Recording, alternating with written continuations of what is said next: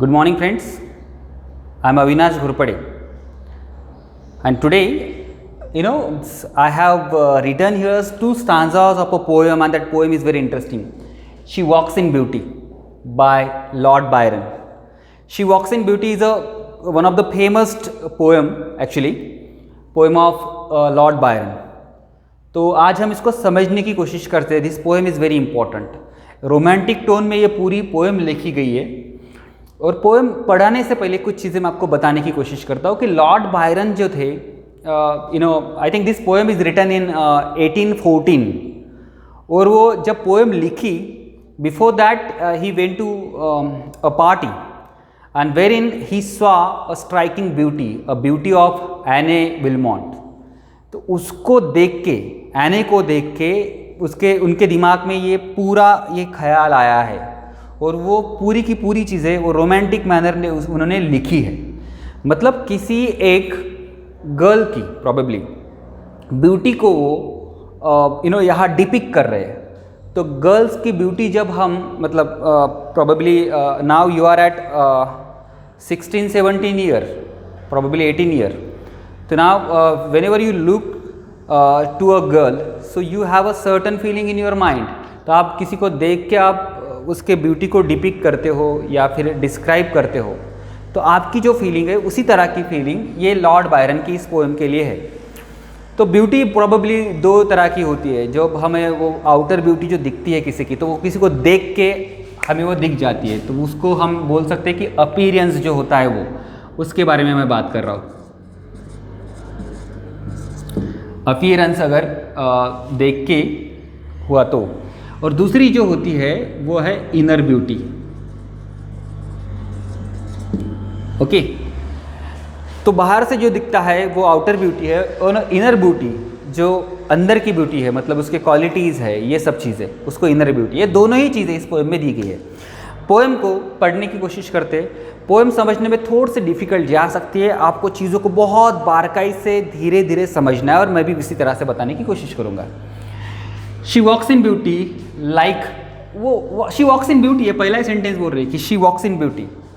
शी walks beautifully नहीं बोल रहे वो क्या बोल रहे? She walks in beauty. ती सौंदर्यात चालत होती. बरोबर आहे. म्हणजे त्याच्या आजूबाजूला एवढं सुंदर वातावरण होतं, ती जिथे चालत होती त्या जागेवरची ते गोष्ट करतात. तर she walks in beauty, not she walks beautifully. दोघातला फरक लक्षात घ्या. ती खूप सुंदर चालते आणि ती सौंदर्यात चालत आहे. दोन गोष्टीमध्ये फरक आहे. मग ती कशी चालत आहे? लाईक शी म्हणजे probably that girl, like the night of a cloudless climes. Climes म्हणजे क्लायमेट. क्लाइम्सचा अर्थ होते क्लायमेट.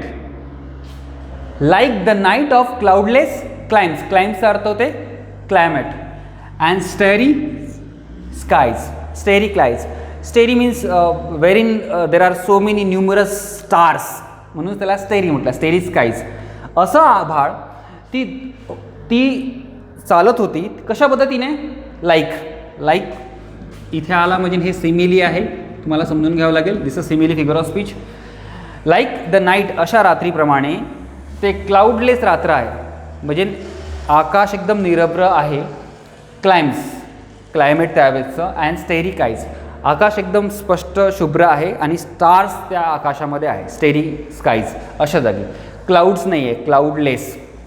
तर जेव्हा मी स्टेरी स्काईज शब्द ऐकतो किंवा क्लाउडलेस शब्द ऐकतो, क्लाउडलेस, स्टेरी स्काईज, हे शब्द ऐकल्यानंतर इट अपील्स माय सेन्सेस.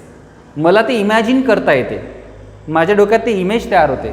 म्हणजे इथे इमेजरी वापरलेली आहे.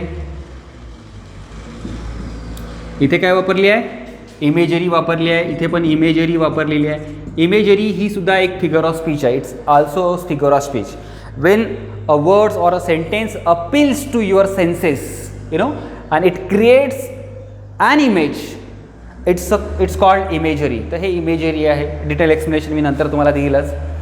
हे दोन ओळी एवढंच म्हणत आहे. मी पुढे जातो. And all that's best of dark and bright. तिचं सौंदर्य जे होतं ते कसं होतं? डार्क अँड ब्राईट होतं.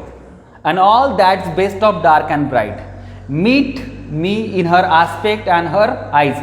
आस्पेक्टचा अर्थ इथं फीचर्स पकडा. फीचर्स म्हणजे तिचे सौंदर्याचे वेगवेगळे वैशिष्ट्य जे असते एखाद्याचे फीचर्स, चेहऱ्यावरचे फीचर्स, हावभाव वगैरे सगळं. Meet in her aspects and her eyes, तिच्या डोळ्यामध्ये जे लाईटचं कॉम्बिनेशन तो डार्क अँड ब्राईटचं किंवा तिच्या संपूर्ण शरीरावर ते एकदम परफेक्ट होतं, एकदम योग्य होतं असं त्यांना म्हणायचं आहे. Features and her eyes, dark and ब्राईटचं जे कॉम्बिनेशन होतं ते. दज मेलो टू दॅट टेंडर लाईट, तो जो dark and bright tender light होता, मेलोड म्हणजे तो सुखद होता, तो सुखद होता. मेलोडचा अर्थ दुसरा काय होईल इथे, रिलॅक्स्ड होता किंवा तो एन्जॉय करण्याजोगता होता. दज मेलो टू दॅट टेंडर लाईट, तो असा लाईट होता जो डार्क अँड ब्राईट त्यांच्या पूर्ण शरीरावर जो पडत होता, विशेषतः तिच्या डोळ्यात जो पडत होता तो. Which heaven to gaudy day denies. आता याचा अर्थ समजणं खूपच गरजेचं आहे, थोडक्यात समजून सांगतो. तो अशा पद्धतीचा टेंडर लाईट होता जो डार्क अँड ब्राईट आहे, जो तिच्या चेहऱ्यावर पडत होता किंवा डोळ्यात पडत होता, तो एवढा सुंदर होता.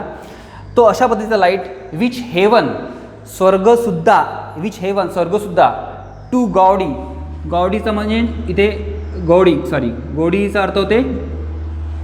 अर्थ होते शोवी डे डिनाईज. जो दिवस असतो, दिवसासुद्धा तो लाईट हेवन डिनाईज करतो, मनाई करतो, दिवसा तो लाईट पडत नाही. अशा पद्धतीचा तो लाईट तिच्या पूर्ण शरीरावर रिफ्लेक्ट होत होता, डोळ्यात रिफ्लेक्ट होत होता असं म्हणायचं आहे. विच हेवन, स्वर्गसुद्धा, शोवी, गॉडीचा अर्थ शोवी डे, जो दिवस असतो ॲक्च्युली त्या दिवशी तो पडण्यास डिनाय करते. डिनाई म्हणजे रिफ्यूज करते, नकार देते असं त्यांचं म्हणायचं आहे. अशा पद्धतीचा लाईट तिच्या पूर्ण शरीरावर किंवा विशेषतः डोळ्यावर पडत होता असं यांचं म्हणणं आहे. So this is the first stanza, quite interesting. बऱ्याच साऱ्या फिगर्स ऑफ स्पीच याच्यामध्ये वापरलेल्या आहे.